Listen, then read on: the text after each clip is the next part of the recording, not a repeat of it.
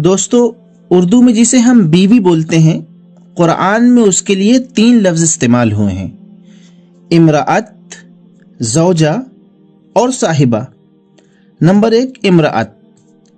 اس سے مراد ایسی بیوی ہے جس سے جسمانی تعلق تو ہو مگر ذہنی تعلق نہ ہو۔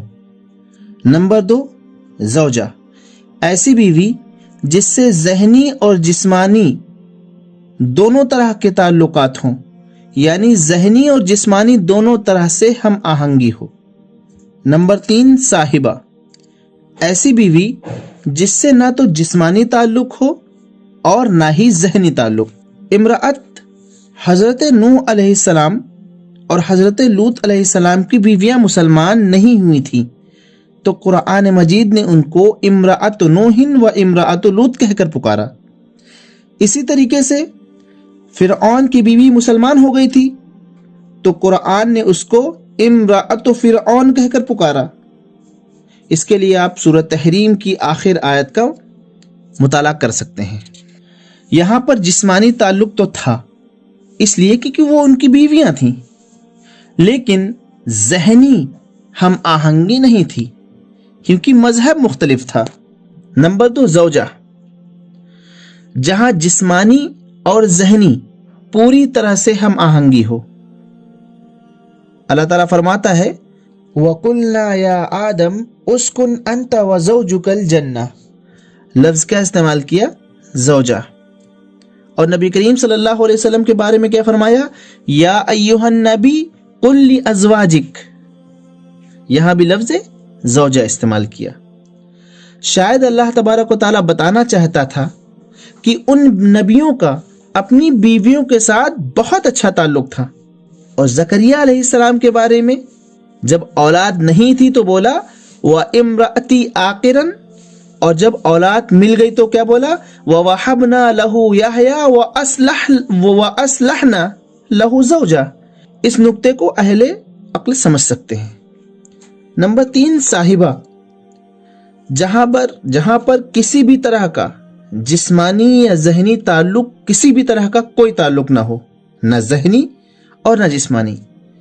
اللہ تعالیٰ نے اپنی ذات کو جب بیوی سے پاک کہا تو لفظ صاحبہ بولا، اس لیے کہ یہاں پر کوئی جسمانی یا ذہنی کسی بھی طرح کا کوئی تعلق نہیں تھا۔ اللہ تعالیٰ فرماتا ہے اَنَّا يَكُونُ لَهُ وَلَدٌ وَلَمْ تَكُن لَهُ صَاحِبَةٌ۔ لفظ صاحبہ استعمال کیا۔ اسی طریقے سے میدان حشر میں بیوی سے نہ تو جسمانی تعلق ہوگا نہ تو کسی بھی طرح کا ذہنی تعلق ہوگا، کیونکہ لوگوں کو اپنی فکر پڑی ہوگی، لوگ اپنے میں مست ہوں گے، لوگ ایک دوسرے کو دیکھ کر بھاگ رہے ہوں، کسی کو دوسرے کی فکر نہیں ہوگی حشر کے میدان میں۔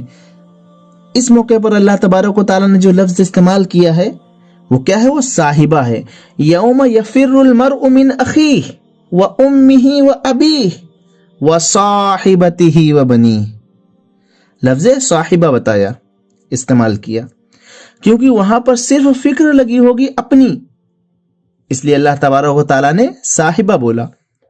دوستو، اردو میں امرأتی، زوجتی، صاحبتی، ان سب کا ترجمہ بیوی ہی کرنا پڑے گا، لیکن میرے رب کے کلام پر قربان جائیں، میرے رب کے کلام کی فصاحت و بلاغت پر قربان جائیں، میرے رب کے کلام کے ادب پر قربان جائیں کہ اللہ رب العزت نے ہر لفظ کے استعمال میں کوئی نہ کوئی حکمت پنہا رکھی ہے۔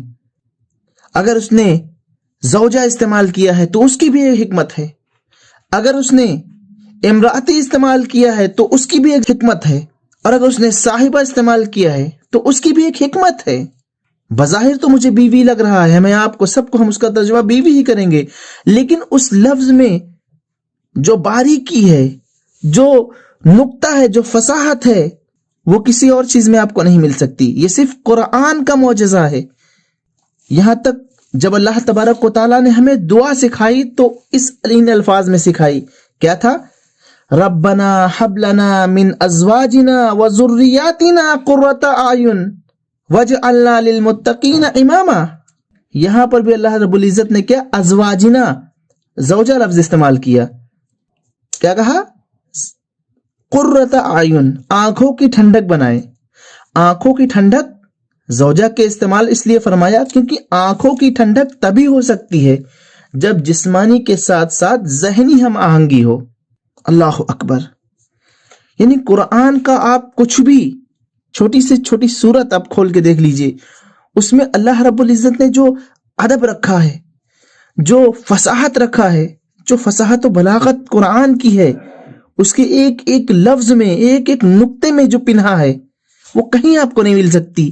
یہی وجہ تھی کہ اللہ رب العزت نے چیلنج کر دیا تھا تمام اہل عرب کو جو اس کو جھٹلا رہے تھے کہ محمد صلی اللہ علیہ وسلم کے اوپر جو قرآن نازل ہو رہا ہے یہ اللہ کا کلام نہیں ہے. ان لوگوں کو قرآن نے چیلنج کیا تھا، ان کنتم فی ریب مما نزلنا علی عبدنا فاتوا بسورۃ من مثلہ وادعوا شہداءکم من دون اللہ، کہ اگر تم کو شک ہے، تم کو شبہ ہے اللہ تبارک و تعالیٰ کے کلام پر جو محمد صلی اللہ علیہ وسلم کے اوپر نازل ہو رہا ہے، اگر اس میں آپ کو شک و شبہ ہے تو کیوں نہ آپ اس کے برابر کی، اس جیسی ایک آیت ہی پیش کر دی. آپ کو قرآن پیش کرنے کے لیے نہیں کہا جا رہا ہے. فَأْتُوا بِسُورَةٍ مِّن مِّثْلِهِ، اسی جیسی ایک چھوٹی سی صورت، ایک آپ آیت ہر پیش کر کے دکھا دیجئے جو اس کے مقابلے کی ہے. اور اس کے لیے آپ اپنے تمام چمچوں کو، آپ اپنے تمام جو آپ کے مددگار ہیں سب کو بلا لیجئے اللہ کے تعالیٰ کو چھوڑ کر، اور اس کے مثل ایک آیت لا کر دکھا دیجئے. سب لوگ، جتنے بھی لوگ تھے، چیلنج کسی نے ایکسپٹ نہیں کیا. تمام لوگوں نے ہاتھ کھڑے کر دیے اور یہ کہنے پر مجبور ہو گئے کہ یہ جو قرآن ہے، یہ جو کلام ہے، یہ کسی بشر کا لکھا ہوا نہیں ہے، یہ صرف اور صرف وحدہ لا شریک کا کلام ہے. دوستو، اللہ تعالیٰ سے دعا ہے کہ اللہ رب العزت ہمیں اس قرآن کو سننے، سمجھنے، پڑھنے اور اپنی زندگی میں اتارنے کی توفیق عطا فرمائے. اللہ تبارک و تعالی ہمیں اور آپ کو اس کی ہدایت دے. وآخر دعوانا ان الحمد للہ رب العالمین.